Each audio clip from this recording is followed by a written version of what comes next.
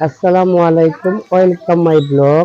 কেমন আছেন সবাই? আশা করি ভালো আছেন। ড্রাগন ফল অনেক সুন্দর একটি ফল এবং খাইতে অনেক সুস্বাদু।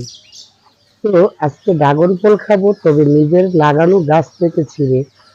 ড্রাগন ফল বাজার থেকে সবাই কিনে খায়, ভালো মন্দ সবটাই উপভোগ করে, কিন্তু আজকে নিজের লাগানো গাছে ড্রাগন ফল একটি শুধু ফল এসেছে, আর এই ফলটি আজকে আহ ড্রাগন ফল ছিঁড়ে নেবো এবং এই ফলটি কেটে আজকে খাবো সবাই মিলে।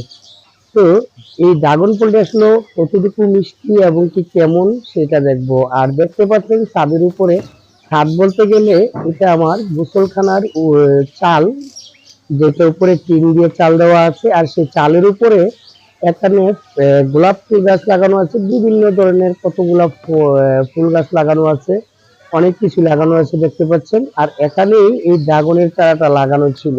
যদিও ড্রাগন গাছ নিচে মাটিতে লাগালে হয়তোবা এই সৌভাগ্য হতো না যে একটি ড্রাগন ফল নিজের গাছ থেকে ছিঁড়ে খাওয়ার জন্য, কিন্তু এটি চালের উপরে লাগানোর কারণে এই ফলে কারোর হাত পড়েনি এবং কোনো বাচ্চা কাচ্চা নষ্ট করেনি, সেই কারণেই হয়তো সৌভাগ্য হয়েছে এই ড্রাগন ফলটি। দেখতে পাচ্ছেন এই ড্রাগন ফলটি গাছ থেকে ছিঁড়ছি, আর এই ড্রাগন ফলটি ছিঁড়ার পর এটি পেকে গেছে অলরেডি, দেখুন ধরা মাত্রই কিন্তু ছিঁড়ে গেছে।